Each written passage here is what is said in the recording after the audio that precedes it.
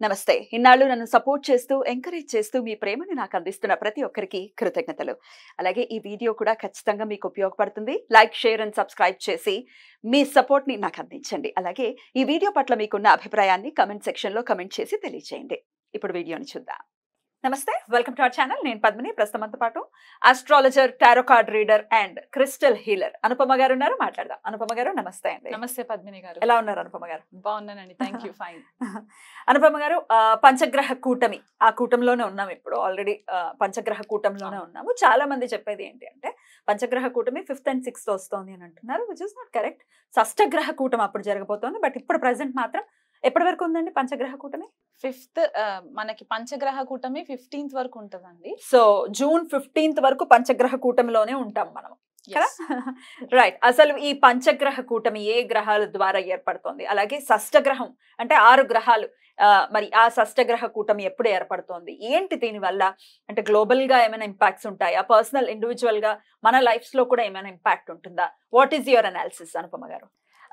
షష్టగ్రహ కూటమి అయితే మనకి రేపు ఆల్రెడీ జూన్ 1st కి యురేనస్, మనం చాలా మంది నెగ్లెక్ట్ చేస్తారండి. వేదిక్ ఆస్ట్రాలజర్స్ యురేనస్ ని కన్సిడర్ చేయరు, వెస్టర్న్ లో కన్సిడర్ చేస్తారు. కానీ వేదిక్ లో కూడా మనం కన్సిడరేషన్ ఎక్కడ తీసుకోవాలంటే మండేన్ ఆస్ట్రాలజీ, అంటే గ్లోబల్ ఈవెంట్స్ ప్రెడిక్షన్స్ చేయడానికి మనకి ఈ ప్లానెట్స్, అవుటర్ ప్లానెట్స్ మనకి చాలా ఇంపార్టెంట్ అయిపోతాయి అన్నమాట. For example Neptune, Uranus, Pluto, ఈ 3 గ్రహాలు రవికి దూరంగా ఉంటాయి. పృథ్వీ పైన ఎఫెక్ట్స్ పడవు అని అనుకుంటూ ఉంటాం మనం. లేదండి, పడతాయి. డెఫినెట్లీ పడతాయి. అంటే ఇవి జనరేషనల్ గా చేసే చేంజెస్ అన్నమాట. ఒక కంప్లీట్ ఒక జనరేషన్ ని మార్పు తీసుకొచ్చే ప్లానెట్స్ అన్నమాట ఇవి. సో ఇంపాక్ట్ కొద్దిగా తక్కువ కనబడుతుంది డే టు డే రొటీన్ లో, కానీ ఎక్కువ కాలం ఉంటుంది కాబట్టి ఒక రాశిలో. సుమారుగా యురానస్, ఇప్పుడు యురానస్ వచ్చేసి మనకి 84 సంవత్సరాలు పడుతుందండి మొత్తం ఒక రెవల్యూషన్ కంప్లీట్ చేయడానికి. అంటే ఏ రాశి నుంచి మొదలెట్టుకుంటే మళ్ళీ ఆ రాశి దగ్గరికి రావడానికి 84 years పడుతుంది. అంటే ఒక రాశిలో 7 సంవత్సరాలు ఉంటది అనమాట యురేనస్. సో ఇప్పుడు యురేనస్ వృషభ రాశిలోకి ఎంటర్ అయింది. మేషం అగ్నితత్వ రాశి నుంచి ఇప్పుడు భూతత్వ రాశిలోకి ఎంటర్ అయింది. అక్కడే ఆల్రెడీ మనకి కొన్ని గ్రహాలు ఉన్నాయి. గురువు, శుక్రుడు, బుధుడు, రవి, ఈ 4 గ్రహాలు ఉన్నాయి. సో ఇప్పుడు యురేనస్ మనకి మొన్న జూన్ 1st కి ఎంటర్ అయినప్పుడు పంచగ్రహ కూటమి లాగా మనం కన్సిడర్ చేసుకోవచ్చు. కానీ జూన్ 5వ తారీఖు 6వ తారీఖు మాత్రం చంద్రుడు ఎంటర్ అవుతాడు కాబట్టి మనకి షష్టగ్రహ కూటమి ఏర్పడుతుంది. సో జనరలీ ఆల్రెడీ మనకు ఒకసారి కోవిడ్ ఇన్సిడెంట్ జరిగింది కాబట్టి షష్టగ్రహ కూటమి అంటే రకరకాలుగా భయాలు ఉన్నాయి జనాలలో.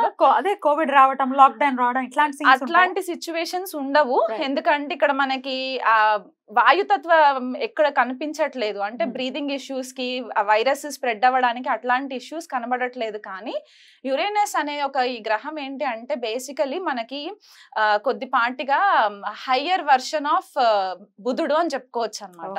ఓకే, మనకి ఏరోస్పేస్ ఇండస్ట్రీస్ అవ్వచ్చు, sudden shocks, sudden earthquakes రావడానికి, భూకంపాలు రావడానికి, ఏదైనా సడన్ గా జరిగిపోవడానికి అన్నమాట. ఎందుకంటే రూలింగ్ వచ్చేసి కుంభరాశిని రూల్ చేస్తారు యురేనస్. మనకి తెలుగులో ఏమంటారంటే అరుణుడు అని కొంతమంది అంటారు, ప్రజాపతి అని కొంతమంది అంటారు, ఇంద్రుడు అని కొంతమంది అంటారు. సో ఇప్పుడు ఇంద్రుడి నేచర్ మనకి స్వతహాగా మైథలాజికల్ స్టోరీస్ తెలిసిన ప్రకారం అయితే కొద్దిగా అగ్రెసివ్ గానే ఉంటూ ఉంటారు. కాబట్టి ఈ ప్లానెట్ కొద్దిగా ఇరెటిక్ బిహేవియర్ ఉంటుంది అనమాట. అంటే రెబెల్ గా ఉండే ఛాన్సెస్ ఎక్కువ ఉంటాయి. ఆ డామినెన్స్ అంతా కూడా కొద్దిగా రెబెలియన్ గా ఉంటుంది అనమాట. సో ఎప్పుడైతే ఇలాంటి గ్రహము మనకి భూతత్వ రాశిలోకి ఎంటర్ అయ్యి 0 degrees లో ఉంటుంది ఇప్పుడు ప్రెసెంట్ గా. ఎందుకంటే స్లో మూవింగ్ ప్లానెట్, మనం శనినే అనుకుంటాము, శని కంటే ఇంకా స్లో మూవింగ్ ప్లానెట్ కాబట్టి 0 degrees టారస్ లో ఉంది ఇప్పుడు ప్రెసెంట్. అంటే కృత్తికా నక్షత్రంలో ఉంటుంది. అక్కడే మనకి గురుడు 8 degrees లో కృత్తికాలోనే ఉంటారు. బుధుడు కూడా మనకి ఇంచుమించు 3 degrees 4 degrees 7 degrees ఉంది. 7 degrees బుధుడు మనకి కృత్తికాలో ఉంటారు. రోహిణిలో రవి అండ్ శుక్రుడు 20-21 degrees క్లోజ్ కంజంక్షన్స్ లో ఉంటాయి. అండ్ తర్వాత మళ్ళీ చంద్రుడు ఎంటర్ అవుతాడు. సో చంద్రుడు కూడా కృత్తికాలోనే, అంటే ఒక 4 గ్రహాలు కృత్తికా నక్షత్రంలోనే ఉంటాయి అన్నమాట. ఆల్రెడీ మనకు తెలిసింది ఏంటంటే కృత్తికా నక్షత్రం అగ్నితత్వ నక్షత్రం. అండ్ సింబల్ కూడా మనకి రేజర్, ఫైర్, కత్తి, ఇవన్నీ తోటి మనం కన్సిడర్ చేసుకుంటాం. సో ఒక ఎరేటిక్ బిహేవియర్ ఉన్న గ్రహము కృత్తికాలోకి ఎంటర్ అయినప్పుడు గురుడు ఆల్రెడీ మనకి వాయుతత్వ గ్రహంగా మనం చెప్పుకుంటాం, ఆకాశతత్వంగా చెప్పుకుంటాం కాబట్టి ఈ ప్లానెట్స్ అన్ని కూడా ఒక క్లస్టర్ ఆఫ్ ఎనర్జీస్ వచ్చేసరికి ఎక్స్ప్లోషన్స్ అయ్యే ఛాన్సెస్ ఎక్కువ ఉంటాయండి మనకి. అందులో యురేనస్ ఏంటంటే 84 years అని చెప్పాను కదా, క్రితం జరిగిన ట్రాన్సిట్ ఎప్పుడు అని అంటే 1940వ సంవత్సరంలో జరిగింది ట్రాన్సిట్. అప్పుడు టారస్ లో ఉన్నారు, అప్పుడు వృషభంలో ఉన్నారన్నమాట యురేనస్. 1940లో మనకి యాక్చువల్ గా సెకండ్ వరల్డ్ వార్ స్టార్ట్ అయిందండి. సెకండ్ వరల్డ్ వార్ స్టార్ట్ అయింది. ప్రేక్షకులు కావాలంటే వెరిఫై చేసుకోవచ్చు మన టైమ్ లైన్స్. సో 1939 అంటే ఆల్మోస్ట్ మేషరాశిలో నుంచి లీవ్ అయ్యి టారస్ లోకి ఎంటర్ అయ్యే టైం కంటే సెప్టెంబర్ 1939లో 1939వ సంవత్సరంలో మనకి సెకండ్ వరల్డ్ వార్ స్టార్ట్ అయ్యి అదొక 7 సంవత్సరాలు కంటిన్యూ అయింది అనమాట. సో 46 వరకు మనకి అది కంటిన్యూయేషన్ లోకి వచ్చి అప్పుడు మనకి సెకండ్ వరల్డ్ వార్ మొత్తం ఒక పీస్ లెవెల్లోకి వచ్చింది. సో ఆ దేశాల పైన యుద్ధాలు జరగడం, రకరకాల ఇష్యూస్ మనం ఫేస్ చేసాము, ఫైర్ ఎక్స్ప్లోషన్స్ ఇట్లాంటివన్నీ చూసాం. సో ఇప్పుడు కూడా ఇంచుమించు వార్ వస్తుందా అంటే నేను 100% వార్ వస్తుంది రావాలని ఏం లేదు, వరల్డ్ వైడ్ గా ఎక్కడైనా, వరల్డ్ వైడ్ గా ఎక్కడ. ఇప్పుడు ఓన్లీ మన ఇండియాకే జరగాలని లేదు కదా, గ్లోబల్ గా ఎక్కడైనా జరగచ్చు. ఇప్పుడు యుక్రెయిన్ లో ఆల్రెడీ ఎట్లాంటి వాతావరణం ఉందో మనకు తెలుసు. సో ఇది ఇంకొంచెం ఎన్హాన్స్ చేస్తుందని అనుకోవచ్చా ఈ గ్రహ కూటమి? అవునండి, అవుతుంది. యుఎస్ తోటి కూడా కొద్దిగా ఇష్యూస్ రావడము, యుఎస్ రష్యా యుక్రెయిన్ కి ఇష్యూస్ రావడము, మళ్ళీ ఇప్పుడు మనకి ఇక్కడ అరబ్ కంట్రీస్ లో కూడా మనకి కొద్దిపాటిగా ఇష్యూస్ రావడము, ఇండియా వైపు కూడా మనకి ఇప్పుడు ఇండియా ప్రకారం తీసుకుంటే మన భారతదేశ ఇండిపెండెన్స్ వచ్చిన చార్ట్ ప్రకారం చూసుకుంటే గనక మనది వృషభ లగ్నం అవుతుంది. సో లగ్నంలోనే మనకి షష్టగ్రహ కూటమి అనేది ఏర్పడుతుంది. ఈ రిజల్ట్ మనకి ఆ రోజే కనిపిస్తుందా అంటే ఆ రోజు కనిపించక్కర్లేదు. ఇది ఒక ప్రాసెస్, స్లో మూవింగ్ ప్రాసెస్ కాబట్టి it will take some time అన్నమాట. ఆ మొత్తం ఎనర్జీస్ అంతా కల్మినేట్ అయ్యి మనకు ఒక ఎండ్ రిజల్ట్ రావడానికి. కాకపోతే ఇక్కడ మనకి ఇంటర్నేషనల్ లెవెల్లో కూడా మనకి కొద్దిపాటిగా ఇప్పటి వరకు ఏదైతే మనకి ఆ ఫ్రీనెస్ ఉండిందో in terms of international leaders తోటి మనకి కమ్యూనికేషన్స్ అవ్వచ్చు, లేకపోతే మనకి వాళ్ళతో ఉన్న ఫ్రెండ్షిప్స్ అవ్వచ్చు, కొద్దిపాటిగా డిస్టర్బ్ అయ్యే ఛాన్సెస్ ఉంటాయండి. మన నేషనల్ లీడర్స్ కి కూడా కొద్దిపాటిగా థ్రెట్ ఉండే ఛాన్సెస్ కూడా ఉన్నాయి రాజకీయ నాయకులకి. అండ్ మనకి ఇంకొకటి ఏంటి అంటే ఇప్పుడు ఇండియా చార్ట్ అని చెప్పేసి అనుకున్నాం కాబట్టి మనకి నార్త్ లో ఎక్కువ ఇది చూసుకుంటే భూకంపాలు వచ్చే ఛాన్సెస్ మనకి నార్త్ లో ఎక్కువ కనబడుతూ ఉంటాయి. సో ఈ గ్రహాలన్నీ వీక్షణ మనకి వృశ్చిక రాశి పైన పడుతుంది. ఇప్పుడు అందరి కళ్ళంతా వృశ్చిక రాశి పైన ఉంటుంది అనమాట. ఎందుకు అంటే ఈ షష్టగ్రహాలన్నీ కూడా 7th ఆస్పెక్ట్ వృశ్చిక రాశి పైన పడుతుంది. కుజుడు ఆల్రెడీ మేషరాశిలోకి ఎంటర్ అయ్యి మేషరాశి నుంచి 8వ ఆస్పెక్ట్ వృశ్చిక రాశి పైన పడుతుంది. రాహు 9వ దృష్టి మనకి వృశ్చిక రాశి పైన పడుతుంది. అండ్ ఇక్కడ కుజుడు ఆల్రెడీ శని వీక్షణలోనే ఉన్నారు. సో మొత్తం 9 గ్రహాలు వృశ్చిక రాశి పైన పడుతుంది చూపు. అండ్ షష్టగ్రహ కూటమి మాత్రం వృషభ రాశిలో జరుగుతుంది. సో మన లైఫ్ లో ఎట్లాంటి ఈవెంట్స్ అంటే మనకి వృషభ రాశికి సంబంధించిన కారకత్వాలు, వృశ్చిక రాశికి సంబంధించిన కారకత్వాలు ఎఫెక్ట్ అయ్యే ఛాన్సెస్ ఉంటాయి. సో మనకి నార్త్ ఇండియాలో భూకంపాలు వచ్చే సంఘటనలు, సౌత్ ఇండియాకు వచ్చేసరికి ఎస్పెషల్లీ తెలుగు రాష్ట్రాలు, తమిళనాడు, కర్ణాటక, కేరళ ఇటువైపు ఫ్లడ్స్ వచ్చే ఛాన్సెస్ ఎక్కువ ఉంటాయి. వర్షాలు, సునామీస్, సైక్లోన్ ఎఫెక్ట్స్, దానివల్ల కొద్దిగా జన నష్టము. అండ్ మనకి ఇంకొకటి ఏంటంటే మనకి టారస్ వృషభ రాశి మనకి అగ్రికల్చర్ కి కూడా సంబంధించింది. అంటే పంటలు, పాడి పంటలు ఇవన్నిటికీ కూడా మనకి ఫుడ్ రిసోర్సెస్ కాబట్టి అక్కడ పంట నష్టం కొద్దిగా జరగడం, వర్షాల వల్ల, బీభత్సమైన వర్షాల వల్ల కొద్దిగా పంట నష్టం జరగడము. అండ్ టారస్ మనకి ఫైనాన్షియల్ రిజర్వ్స్ కూడా కదా. సో ఫైనాన్షియల్ గా కూడా మనకి కొద్దిపాటిగా డిస్టర్బెన్సెస్ రావడము, సడన్ చేంజెస్ రావడము, గ్లోబల్ అంటే మనకి ఇంటర్నేషనల్ లెవెల్ అండ్ మనకి నేషనల్ లెవెల్లో కూడా ఫైనాన్షియల్ రీస్ట్రక్చరింగ్ జరిగే ఛాన్సెస్ ఈ షష్టగ్రహ కూటమి ఎఫెక్ట్స్ వల్ల జరిగే ఛాన్సెస్ ఉన్నాయి. అండ్ అది కాకుండా స్పెసిఫిక్ గా ఇది ఎవరికి ఎక్కువ వర్తిస్తుంది అంటే ఇండివిజువల్ హారోస్కోప్స్ లో కూడా సడన్ గా ఫైనాన్షియల్ రిసెంట్మెంట్ రావడము.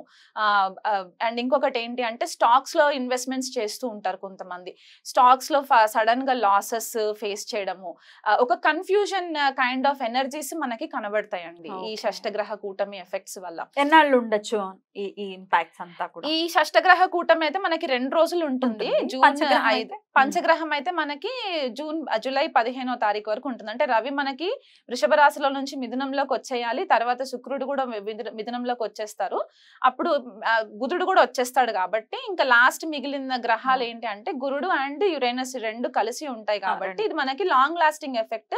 నెక్స్ట్ ఇయర్ కి మనకి కొద్దిపాటిగా డిస్టర్బెన్సెస్ ఇంకెక్కువ విట్నెస్ చేయడానికి ఉంటదండి. అది మనకి మండేన్ లెవెల్లో చెప్పుకునే అంశాలు అన్నమాట ఇవి. ఇండిపెండెన్స్ కి ఒకసారి చెప్పండి, ఏ ఏ రాశి వాళ్ళకి ఎలా ఉంటుంది అనేది ఒకసారి చెప్పండి. ఒకవేళ నెగటివ్ ఇంపాక్ట్స్ కనుకుంటే వాళ్ళు ఏం చేసుకోవచ్చు ఈ ఇంపాక్ట్ నుంచి బయటపడటానికి అనేది కూడా ఒక్కసారి. ఇప్పుడు మేషరాశి వాళ్ళకి అనుకోండి, వాళ్ళకి ద్వితీయ స్థానము అండ్ అష్టమ స్థానంలో జరిగే ట్రాన్సిట్ అనమాట, 2-8 యాక్సిస్. ఎందుకంటే మేషరాశి నుంచి టారస్ వృషభ రాశి సెకండ్ అవుతుంది, వృశ్చిక రాశి అష్టమం అవుతుంది. కాబట్టి వీళ్ళు ఫ్యామిలీకి సంబంధించిన ఏదైనా ఇనిషియేషన్స్ తీసుకోవాలనుకున్నా కూడా కొద్దిపాటిగా కేర్ఫుల్ డెసిషన్స్ తీసుకోవాలి. అట్లీస్ట్ జూలై 15వ తారీఖు వరకు ఎటువంటి డిస్ప్యూట్స్ లేకుండా కమ్యూనికేషన్, స్పీచ్, మనం ఏదైతే మాట్లాడతామో దానికి సంబంధించి కొద్దిపాటిగా డిస్టర్బెన్సెస్ లేకుండా చూసుకోవాలి. అండ్ ఫ్యామిలీలో ఎవరికన్నా సడన్ గా హెల్త్ పాడైపోవడము, లేదంటే సడన్ ఇన్ఫెక్షన్స్ వచ్చే ఛాన్సెస్ ఉండడము. ఎందుకంటే మనకి వృశ్చిక రాశి లాంజివిటీ అంటే మనకు ఒక దీర్ఘాయుకి కారణము మనకి చూసుకుంటాం. కాబట్టి ఎవరైనా పెద్దవాళ్ళు ఇంట్లో ఉంటే వాళ్ళకి హెల్త్ పరంగా కూడా కొద్దిపాటిగా వీళ్ళకి డిస్టర్బెన్సెస్ వచ్చే ఛాన్సెస్ ఉంటాయి. డబ్బు అనవసరంగా ఖర్చు అయ్యే ఛాన్సెస్ కూడా ఉంటాయండి. ఎందుకంటే క్లస్టర్ ఆఫ్ ఎనర్జీస్ ఉన్నాయి కాబట్టి కొద్దిపాటిగా గ్రహ యుద్ధం జరిగే ఛాన్సెస్ కూడా ఉన్నాయి అక్కడ. అండ్ 2 గురుగ్రహాలు అక్కడ ట్రాప్ అయిపోయి ఉన్నారు కాబట్టి వాళ్ళకి ప్రాపర్ గైడెన్స్ కూడా రాకపోవచ్చు ఫ్యామిలీకి సంబంధించి. సో మెడికల్ గా మనకి కొద్దిగా డబ్బు ఖర్చు పెట్టడము స్కార్పియోలో. అండ్ ఏదైనా సీక్రెట్ ఇష్యూస్ ఏవైనా ఉంటే గనక మేషరాశి వాళ్ళకి సీక్రెట్ ఇష్యూస్ ఏవైనా ఉంటే అవి సడన్ గా బయటికి రావడము, అదొక స్కాండల్ లాగా బయటికి రావడం, ఎక్స్ప్లోర్ అవ్వడము, ఇట్లాంటివి జరిగే ఛాన్సెస్ ఉంటాయి. జాగ్రత్తలు వహించాలి ఈ ఆస్పెక్ట్స్ లో. ఖచ్చితంగా లాస్ట్ లో ఒకసారి అందరికీ కలిపి ఒక చిన్న రెమెడీ ఏదైనా చెప్తే అది చేసుకుంటారు. సో ఓవరాల్ గా అన్ని రాసుల వాళ్ళకి కూడా చెప్పారు కాబట్టి ఏదైనా రెమెడీ ఉందా? మీరు ఆల్రెడీ చెప్పారు ఏ పనులు చేయకుండా జాగ్రత్తగా ఉండండి అనేది కూడా వన్ ఆఫ్ ద రెమెడీస్ అని చెప్పుకోవచ్చు. అయినప్పటికీ ఇంకా ఆరాధన విషయంలో ఏదైనా చెప్తారా? ఆరాధన విషయంలో అంటే మనకి వృషభంలో ఇవన్నీ ప్లానెట్స్ జరుగుతున్నాయి కాబట్టి అందరూ ఫస్ట్ ప్రే చేయాల్సింది శ్రీ మహాలక్ష్మికి. ఎందుకంటే మనకి రిసోర్సెస్, ఫైనాన్షియల్ రిసోర్సెస్ అవ్వచ్చు, అబండెన్స్ అవ్వచ్చు, భూమికి సంబంధించి పంటలు, ఇవన్నీ కూడా వృషభ రాశికే సంబంధించి ఉంటాయి. కాబట్టి శ్రీ మహాలక్ష్మికి ఆరాధన చేసుకోవడము, లక్ష్మి అష్టోత్తరం చదువుకోవడము, ఆవు నెయ్యితో దీపం పెట్టడము, ఇట్లాంటివి రెగ్యులర్ గా చేయాలి 1 మంత్ కూడా. అండ్ ఇంకొకటి ఏంటి అంటే మనకి స్కార్పియో కూడా యాక్టివ్ అయిపోయి ఉంది కాబట్టి, అండ్ ఈ మెయిన్ ప్లానెట్స్ ఏవైతే ఉన్నాయో ఈ గ్రహాలన్నీ కూడా కృతికాలో జరుగుతున్నాయి కాబట్టి, యుతి మొత్తం కృతికాలో ఉంది కాబట్టి సుబ్రహ్మణ్యేశ్వర స్వామి ఆరాధన చాలా ఇంపార్టెంట్. స్కంద కవచము డైలీ ఒక్కసారైనా సరే ఉదయం లేవగానే స్నానం అవన్నీ చేసేసుకున్న తర్వాత స్కంద కవచము చదవడానికి రాకపోయినా కనీసం ఇంట్లో ప్లే చేయండి. ఎందుకంటే మనం ఈ ఎనర్జీస్ అన్ని కూడా మనల్ని కొద్దిపాటిగా ర్యాష్ డెసిషన్స్ తీసుకునే ఛాన్సెస్, ర్యాష్ డ్రైవింగ్స్ ఇవి జరిగే ఛాన్సెస్ ఉంటాయి. కాబట్టి మనల్ని మనం ప్రొటెక్ట్ చేసుకోవడానికి and at the same time ధర్మబద్ధంగా దేశ సంరక్షణ కోసం కూడా మనం ఆలోచించాలి. కాబట్టి స్కంద కవచము రెగ్యులర్ గా వినడము ఇదొకటి చాలా ఇంపార్టెంట్. వీళ్ళు కుదిరితే సుబ్రహ్మణ్యేశ్వర స్వామికి అర్చన అభిషేకాలు చేసుకోవచ్చు. రైట్ అండి, చాలా బ్యూటిఫుల్ గా ఎక్స్ప్లెయిన్ చేశారు. డెఫినెట్లీ ఎందుకంటే యురేనస్ ని కన్సిడర్ చేస్తూ గనుక ఒకవేళ ప్రిడిక్షన్ ఇస్తే ఎంత అక్యురేట్ గా ప్రిడిక్షన్ వస్తుంది అనేది చెప్పటం అనేది ఎవరికి వారు దాన్ని చూడాల్సిందే కదా. చాలా మంది కన్సిడర్ చెయ్యరు, కానీ ఇంత మేజర్ రోల్ ని ప్లే చేస్తారు. యురేనస్ అవ్వచ్చు, నెప్ట్యూన్ అవ్వచ్చు, డెఫినెట్ గా రోల్ ని ప్లే చేస్తారు. మీరు కూడా మీ ప్రిడిక్షన్ మీరు చూస్తారా? చూస్తానండి, డెఫినెట్లీ చూస్తాను. అంటే మనకి యురేనస్ ఆస్ట్రాలజీకి చాలా ఇంపార్టెంట్ ప్లానెట్ అన్నమాట, జ్యోతిష్య విద్యకి అండ్ ఏరోస్పేస్ ఇండస్ట్రీకి కూడా చాలా ఇంపార్టెంట్. ఎందుకంటే కుంభరాశిలో రూల్ చేసినా సరే శతభిష నక్షత్రం మనకి యురేనస్ కి కన్సిడర్ చేస్తారు బేసికల్ గా.